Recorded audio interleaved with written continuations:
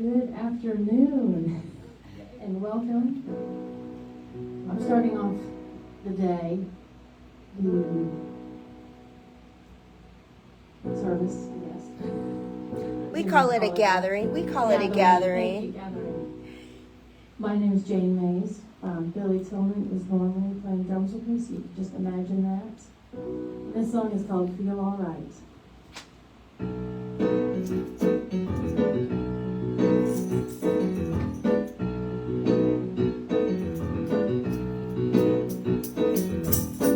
We rise to know about yourself.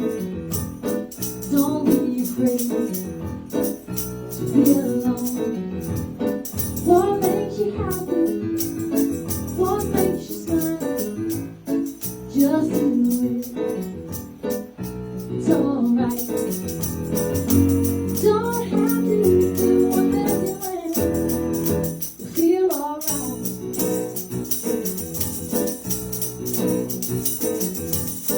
Listen to your heart.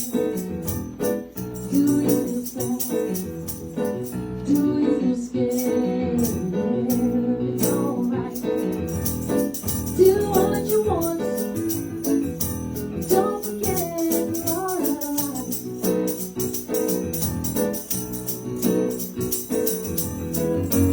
Don't have to be afraid. Let it shine.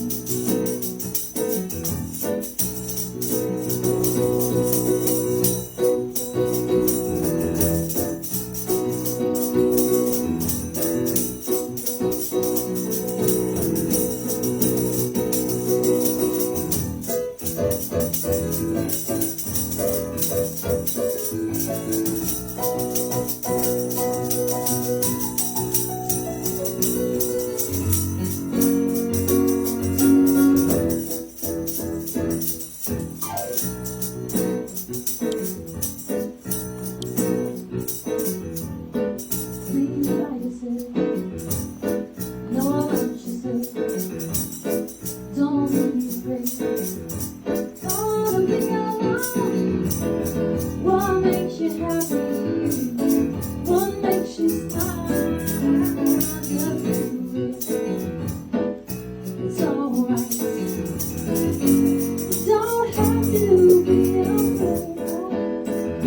Let it shine.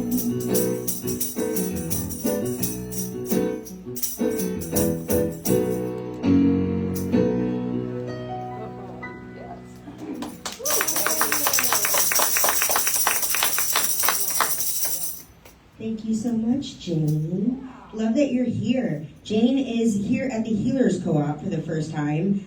Jane has performed at United Life Center for Spiritual Living in the past, and if you're just joining online, we are the United Life Center for Spiritual Living. My name is Reverend Casey Taylor. I use they, them pronouns, and grateful that you're here in our new space, that you get an opportunity to check out our new Spirit Uncuffed gathering. Like, you even recognize, you're like, service? I don't know, because we're not giving service vibes, and we knew that. So we're like, what are we going to call ourselves? And gathering is what we have called ourselves. So grateful that we got an opportunity to say that out loud. Thank you for giving us that. And I'm going to direct you to our session flow of what to expect as I push the buttons.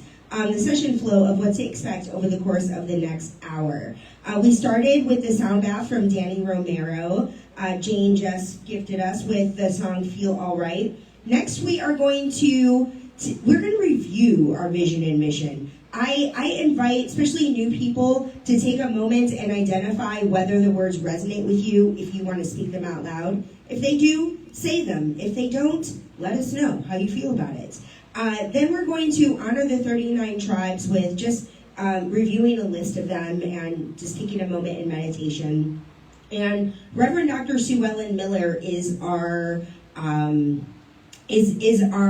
giving our uncuffed contemplation today. And so after we do a little bit of meditation in honoring the 39 tribes, when she's ready, Reverend Dr. Sue Ellen is going to share whatever contemplation has come up for her in her travels and her return. Then Jane will sing Comforts in the Misery. Reverend Lynn Nowicki, who is our former senior minister, will be giving the message today. Jane will perform Who I Am. We'll do we can do a lot of it too. We'll do some conscious giving and announcements about what we got going on, and then we'll close out with enough. So that's what to expect over the course of the next hour. And this is that vision and mission that I invited you to identify, whether you resonate with. And if you do, feel free to speak it with me. We are a loving, inclusive community, joyfully expressed in spirit. We honor, celebrate, and support each individual's awakening to their spiritual sovereignty. We empower each other to create happy, healthy, abundant lives. All right, and here is the slide of the 39 tribes, and when Reverend Dr. Sue Ellen is ready, she'll come up and speak.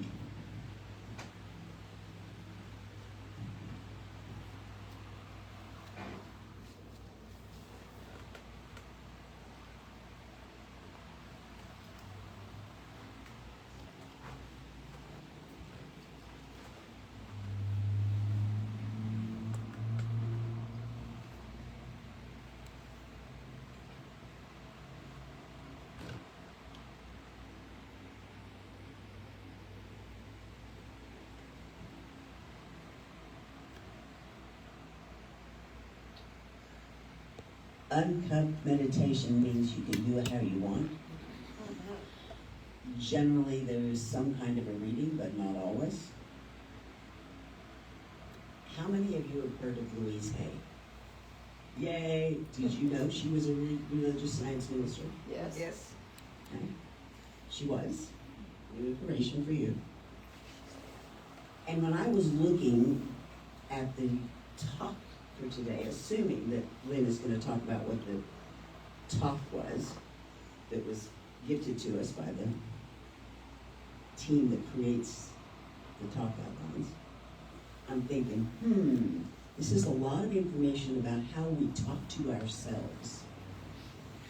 And one of the easiest places to get information on how to talk to yourself is from Louise Hay. She wrote the book, You Can Heal Your Life. And this is the section on being willing to change. The mental work I do now is like cleaning a house. Who would have thought of that? I go through my mental rooms and examine the thoughts and beliefs in them. Some I love, so I polish and shine them and make them even more useful. Some I notice need replacement or repair, and I get around to them as I can. Some are like yesterday's newspapers and old magazines or clothing that's no longer suitable. These I either give away or toss into the trash and let them be gone forever. It's not necessary for me to be angry or to feel I am a bad person in order to do this. So this is an exercise. I am willing to change. Let's use the affirmation, I am willing to change. Repeat this often. I am willing to change. I am willing to change. You can touch your throat as you say that. The throat is the energy center of the body where change takes place. By touching your throat, you are acknowledging you are in the process of changing. I can't hold the book, hold the microphone, and talk.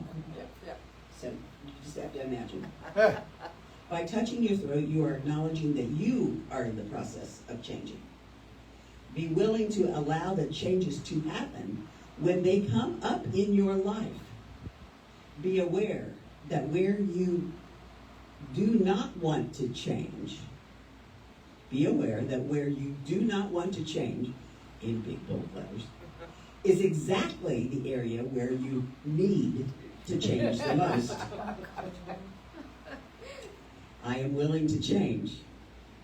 The universal intelligence is always responding to our thoughts and words.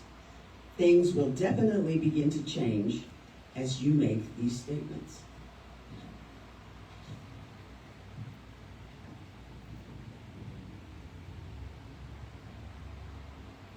Recall for a moment the end of the Thanksgiving dinner. The food is eaten, and it's time to clean the turkey pan. The pan is all burnt and crusty, so you put in hot water and soap and let it soak for a while. Then you begin to scrape the pan. Now you really have a mess. It looks worse than ever. But if you just keep scrubbing away, soon you will have a pan as good as new. It's the same thing with cleaning up a dried-on, crusty mental pattern.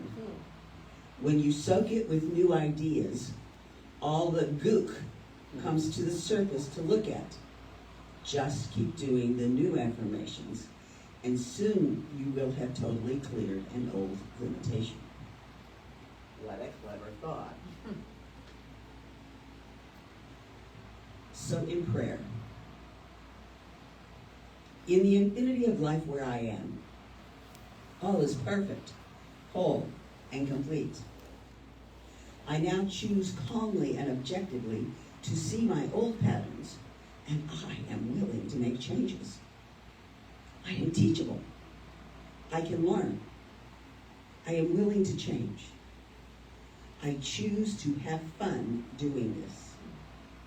I choose to react as though I have found a treasure when I discover something else to release. I see and feel myself changing moment by moment. Thoughts no longer have any power over me. I am the power in the world. I choose to be free. All is well in my world, and so it is. Amen. So it is.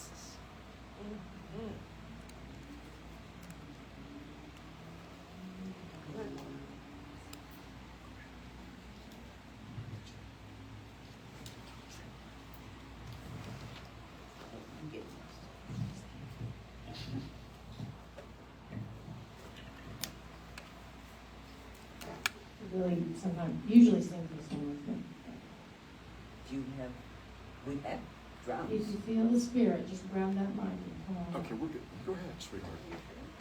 Well, this is kind of amazing because this song is about just that, letting go, and you need to change. And like you said, the thing that you really do not want to change is usually the thing that you need to let go of the most. And so you can read stuff like that, and it's like, yes, yes, yes.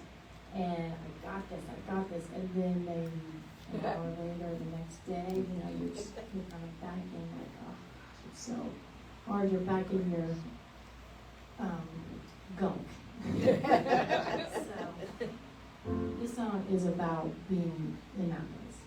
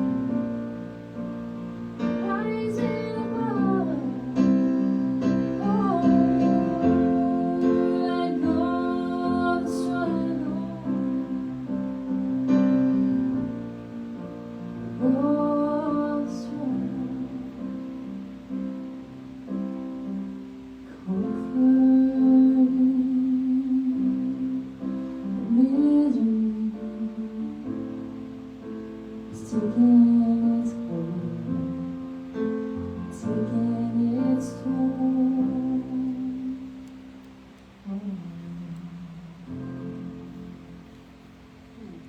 Yeah.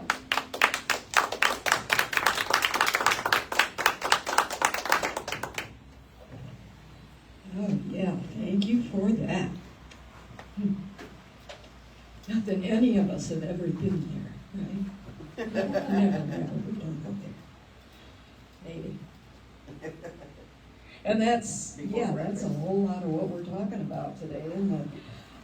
This whole month is called Whole No Matter What. That regardless of what we're telling ourselves about what we see in ourselves or others, wholeness is the truth of the one life that we call God or Spirit or Source or any of those names. And you know what? God is all there is. There's nothing else. Therefore, wholeness is who we are. So, yeah, Ernest Holmes, founder of this thing we now call Centers for Spiritual Living, author of The Science of Mind, he tells us the number one basic under everything else we teach is this. He says, what do we teach? It is very simple. God is all there is. There isn't anything else. There never was and never will be. There is nothing else I can be. I am compelled to be that. Okay? So maybe we need to look at this title for today of Who I Am Reflects How I Am and say, well, okay, maybe it's who do I think I am? Because that's showing up in things that might not align with this perfection, this wholeness, this allness that we're talking about. So, yeah, I am the presence of God being itself as me. And that's true for everybody. But who do I think I am? And then what might I want to do about that, huh? Because the universe always agrees with us. That's what free will is about, is we tell ourselves something and the whole universe says, okay, yeah, yes, my beloved, we can do that, we can show up like that. And here we are. Guess what's going to show up reflected back to us? So, yeah. Job is to get clearer and clearer and clearer on that wholeness and allness and enoughness and goodness and pure love and pure wisdom that we know the infinite to be. And then we get to know we are that.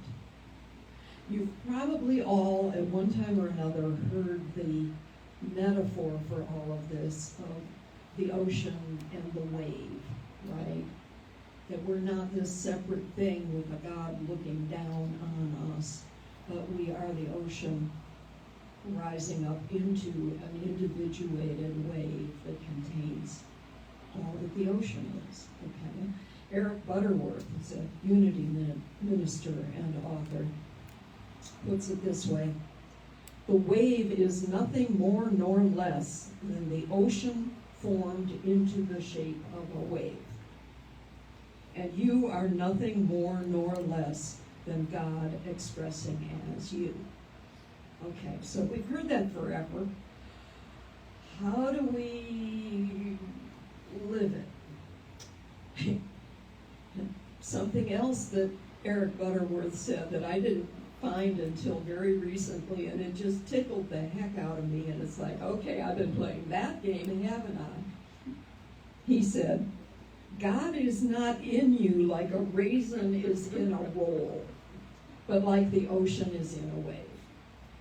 Okay, I think a lot of us can imagine that raisin. Okay, there's a spark inside me somewhere, but outside me, or the outside, not down in the core of me where I can maybe admit the divine lives, there's all this dough. There's all this other stuff. There's all, okay. I can find the raisin in the roll. No. It's not just a raisin in a roll. It's the wholeness. It's the allness of who we are. And then how do we reconcile that with all the stuff that we see? Because, okay, can I know it for myself? Can I know it for others? Can I know it for the others that I don't like very much? Can I know it for the others that I don't agree with? Can I know it for the others that don't think about the world or who they are the way I want them to? Okay. Not just a raisin in a roll. The ocean and the wind. So how do I reconcile with those other people? And how do I reconcile all the stuff that's showing up that doesn't look like that wholeness that I'm trying to tell myself I am? Well, another one that I hit fairly recently of Ernest Holmes trying to give us a handle on that. Why does it look so messy, right? He said, our whole practice is based on the concept that God is where we are and what we are, and that there isn't anything else. So whatever appears to be wrong is not wrong in itself, but is the wrong arrangement of what is right.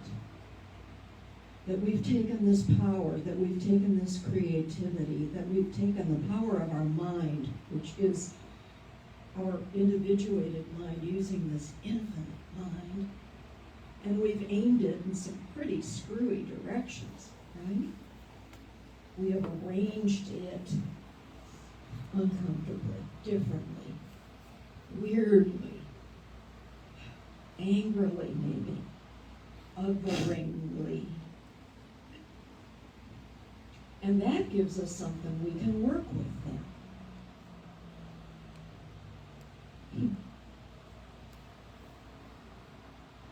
Kind of out of order of what I want to say today, but it's here in my notes, so if I go elsewhere, I'm going to get totally lost. And that is Ernest Holmes saying that the proof that oneness exists, that oneness is who we are, is that we can talk to each other at all. Because if we weren't one somewhere at some level, we wouldn't be able to communicate. He said, the God that is in you is the God that is in me, and that is how I can talk to you.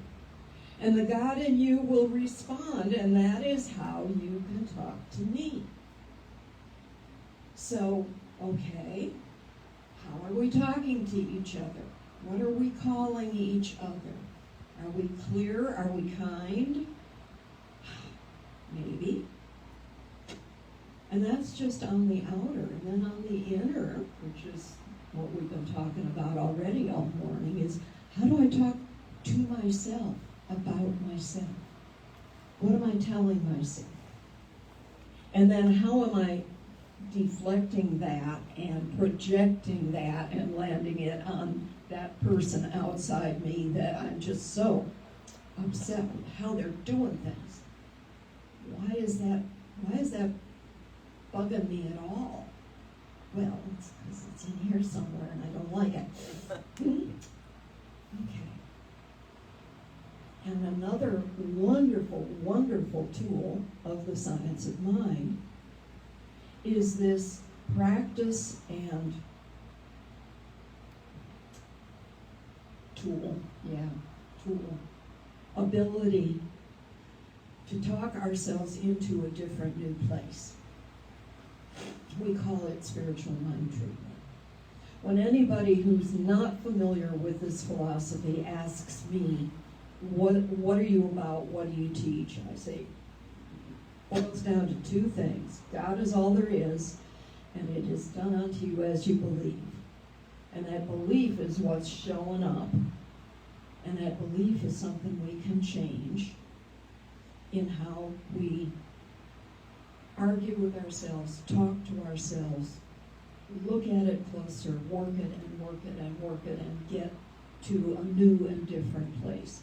Everything Reverend Sue Ellen was talking about. That's what spiritual mind treatment is. It's our form of affirmative prayer. And you will notice it's not talking to a God out there asking for something. Because if we're in this oneness, and it's already here, if we're treating for somebody else and something that's going on outside of us, we're not talking to them, because we're all in the oneness. The only mind I need to change is my own.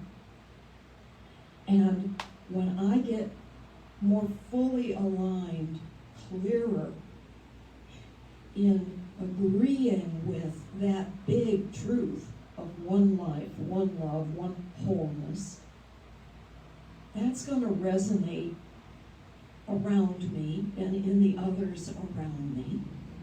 And everybody's going to get lifted up. That's how it works.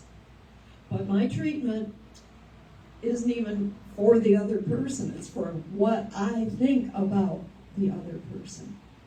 And that's where the shift can happen. It starts rippling outward in the world.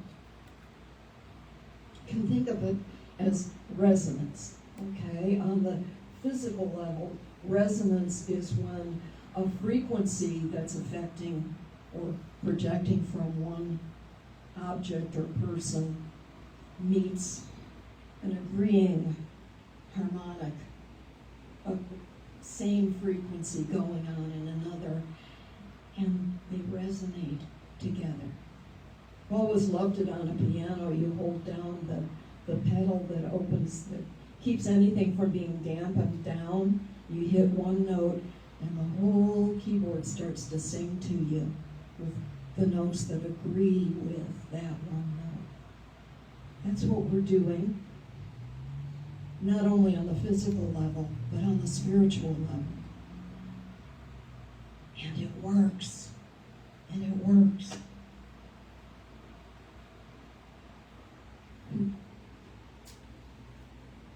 Tell you a story from my own experience of watching it work. This was a foundations class, basic how to use the science of mind. Back years and years ago, I was co-teaching with another facilitator at Santa Fe Center for Spiritual Living.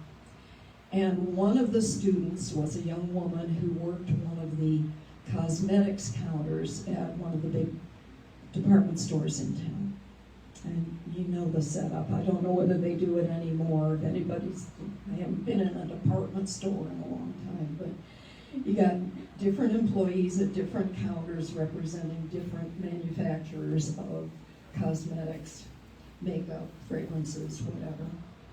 So we got all of these women at their counters, and then you've got a gentleman that's their supervisor. And in this case, not only was he male, but he was awful. He was ugly. He was just the meanest man. His life was unhappy. He was unhappy. He made it his job to make everybody else unhappy.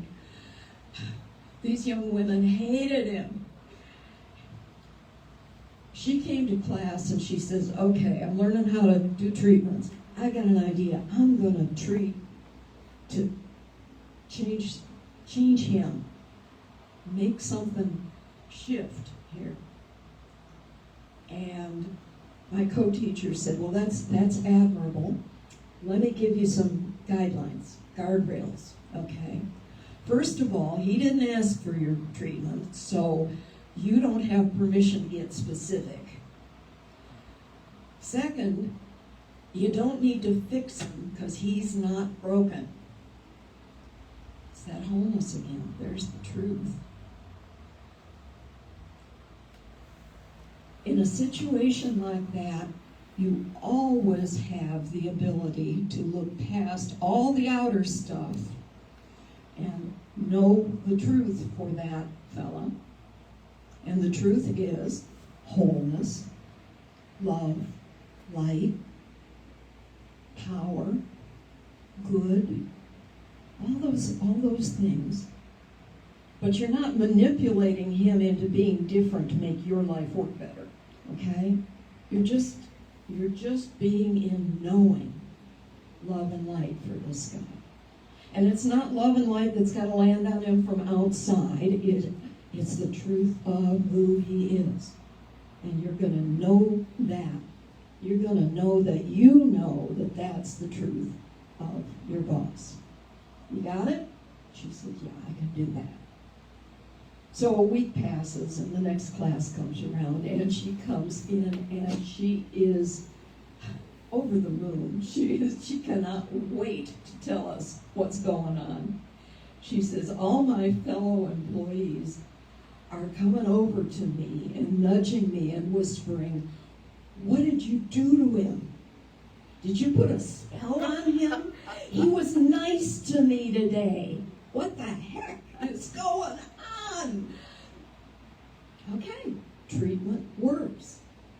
Wasn't manipulating him into being a different person or a better person. It was knowing the truth. So what if we could do that in our own lives, in our own world, all the time? What if that was our homework right now?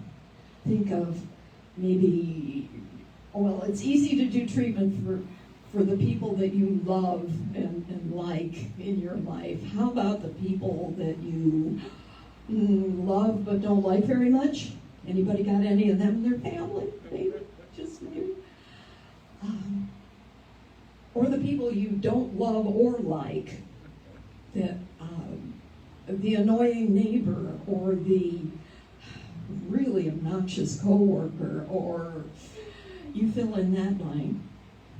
Or take it out even bigger to someone in power abusing that power and doing harm, doing damage. And we're hurting watching it happen. What if we just took it to that place of love and light? Maybe the best we can do is imagine a raisin in a roll, okay? That's a starting place. The love and light, the wholeness, the goodness, the love that is the truth of that person. And I can know that and let go of any of the details and let something shift. And say, that's your homework this week. That's what we can do together. Because doing that kind of work together, we talk about a world that works for everyone. That's how we get closer to that. That's how we start seeing it shift and show up in expected and unexpected ways. That's the gift we can give the world by being who we know we are. And let's take that into prayer.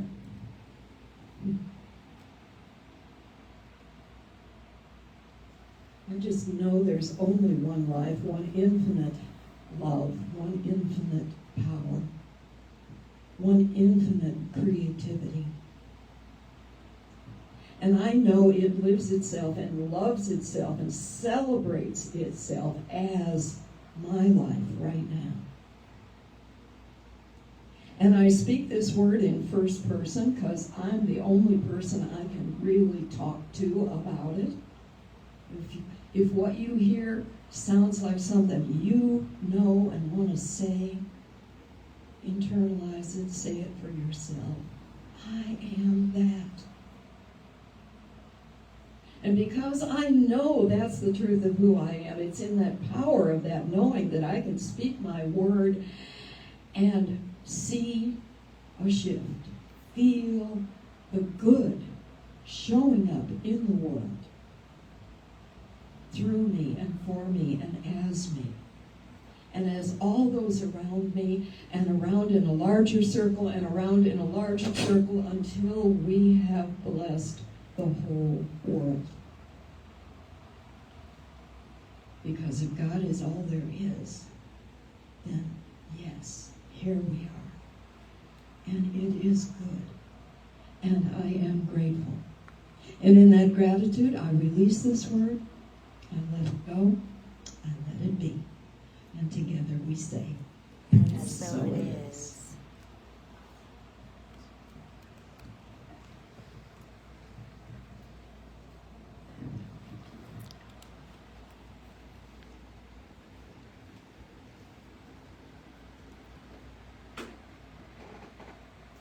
Thank you for that. Both of you guys, it was very, very nice.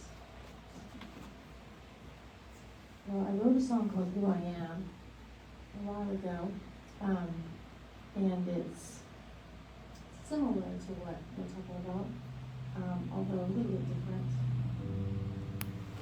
This one is when you see someone that you admire, or just someone that you just someone else, and you think that you're wrong or faulty because you're not like that, and you know, feel bad about yourself. This is a song about that.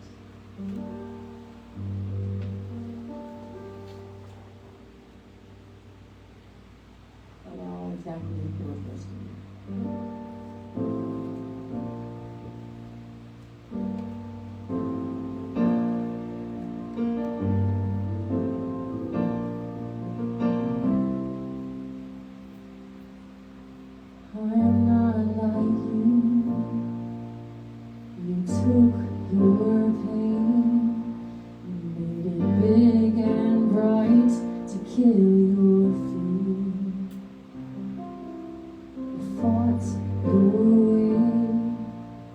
Just to feel safe, made it all look like confidence.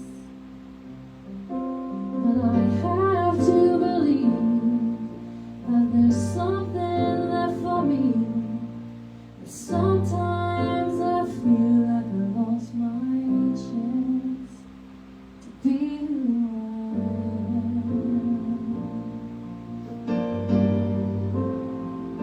who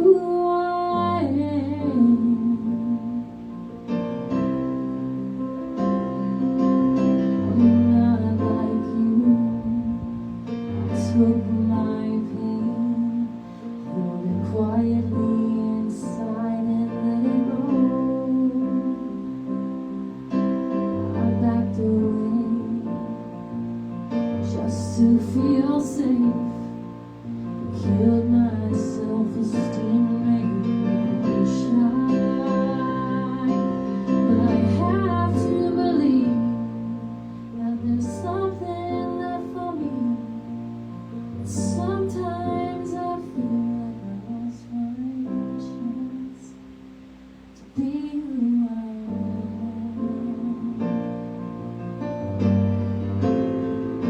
who I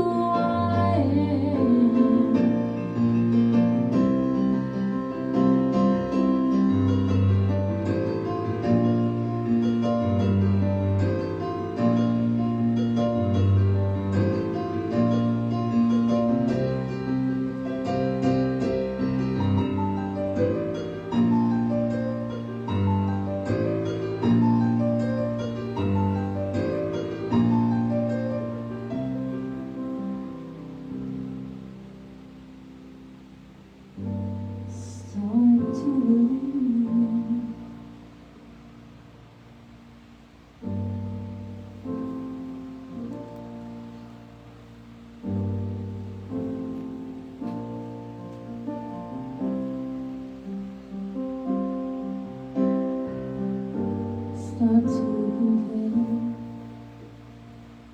myself to you. Difference makes me feel like I'm wrong. Want to fight, but the fear inside has just been living there for so long. I have to believe that this path has led me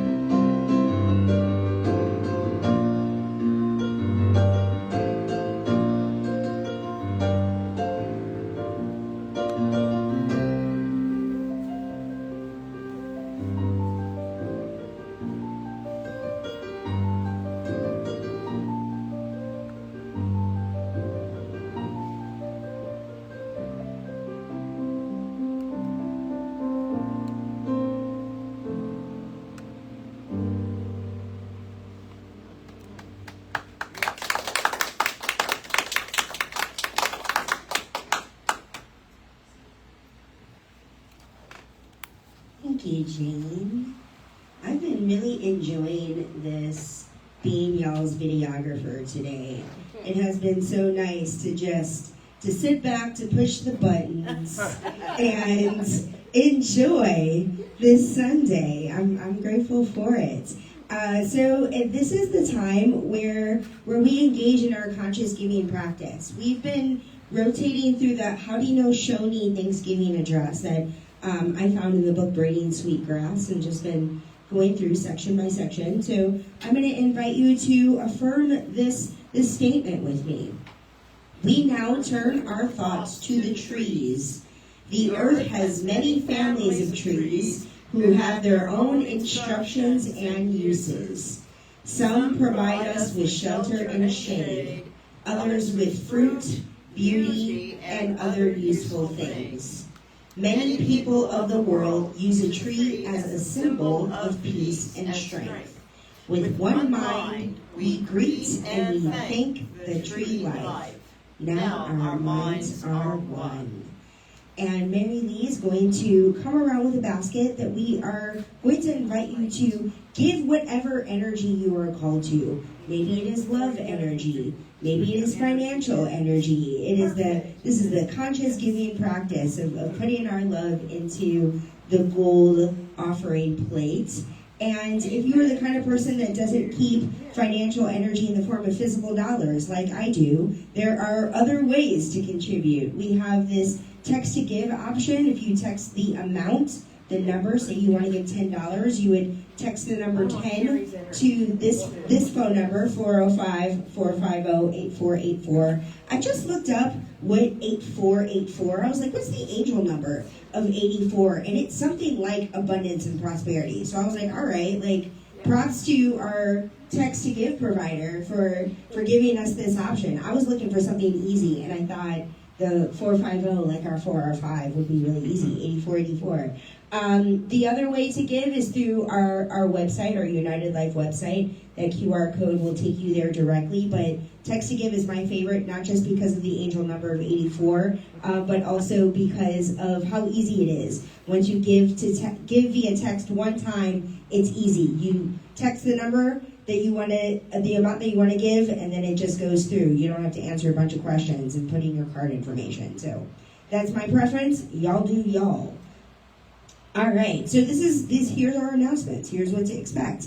Right after this, we'll probably wrap up around 2 p.m. And at 2:30 today, we will host our Leadership Council meeting in the room right next door. If you are not on the Leadership Council, you're always welcome to come just get a sense of who we are, what we're about, and how we do things behind the scenes. And if you have questions about that, questions about anything, feel free to reach out to any one of us.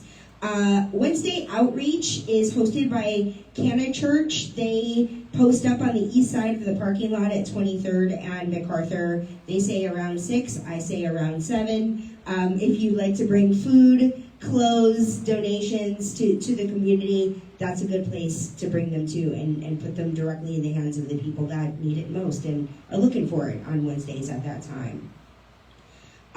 Money shit. We've been talking a lot about, I think, our inner shit talkers today, which has been part of what's been fun for me about sitting back and listening as Sue Ellen talked about the gunk in the turkey pan. Like, that's the gunk in our brains. And Reverend Lynn mentioned this as well, of that value of soaking out that gunk. And so money shit is a 7-day practice that it's 7 days. It's only $7 to register, and it's an accessible way to dig into that gunk. What you're doing is you're dedicating at least a minimum of 7 minutes a day to look at your own money shit. And on the final day, we'll be invited to come together in a Zoom community session to talk about what's come up for us over those 7 days and what practices we might want to move forward in so that we can prevent that buildup from occurring. So this is a fun, accessible, easy way to start cleaning out your pan. If you've got some scarcity thinking that you'd like to turn into fertilizer, this would be a good opportunity to do so. We host a potluck on the second Sunday of every month. So, first Sunday. The first Sunday of every month. So, the first Sunday is August 2nd, and we'll be having a potluck right after this. And we always say, if you show up and don't bring food, don't worry about it. Just enjoy what we got, because we're not trying to bring any of that stuff home. And Pagan Pride Day, this is our very first time ever of being invited to participate in Pagan Pride Day. Last year we hosted Witch Fest, and we just got to know the pagan community, and they identified us as an organization that they are gifting a table to. So we'll have some representation, and I would love not to be at that table by myself for 8 hours on August 8th. So if you have ever been here for 30 seconds and want to stop by and give me a break or whatever it may be, we'd absolutely love to have you. And that QR code takes you to the Pagan Pride Day website, so you can have information about it. But I will speak to our communications person about including this information in our weekly emails. All right, and we are on TikTok, we're on YouTube. Everything that is being recorded and live streamed right now is getting added to YouTube at a later time. Sometimes a week up, sometimes not. So this is a good way to catch up on what we've got going on and watch our little videos on TikTok. The little videos are on TikTok. And I think we're closing out. I got the wrong slide. My bad. I'm so sorry. That's from last week. You are not Janice Francis-Smith. So I'm going to leave these QR codes up while you close us out for our final song. I left it for your energy in that case. Your request?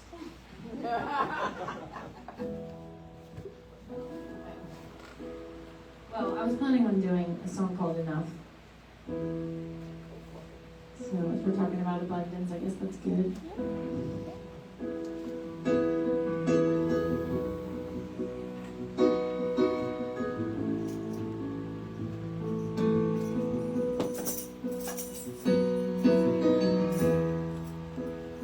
It's just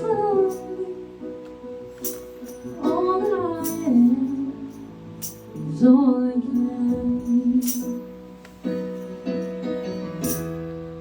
Out here on this land, it feels so empty, but it's God.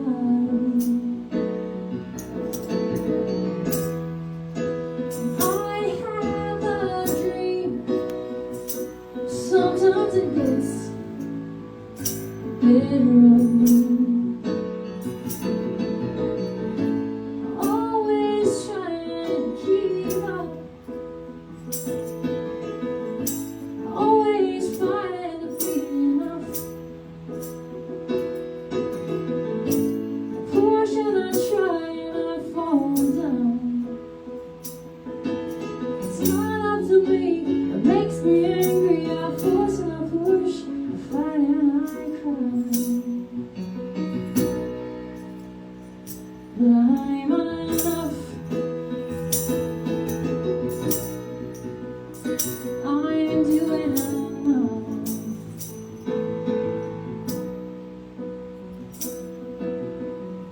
Ooh, it's just annoying, trying so hard to be all I can be. I just need a break. Oh, I need to know I'm okay. This dream is driving me. It's just so hard to let go and be free. I'm trying hard to keep up. I just wanna know I'm doing enough. I believe I give up and I believe again. It's not up to me, it makes me angry. I force and I push, I fight and I cry.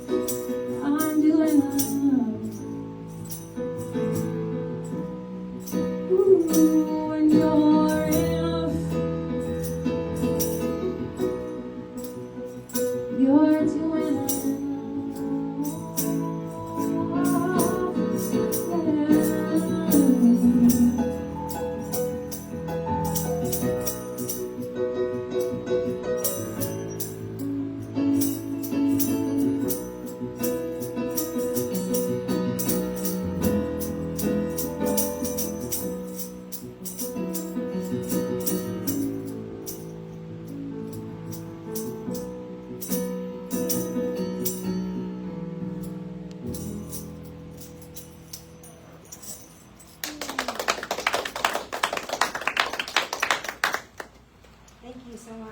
You're giving.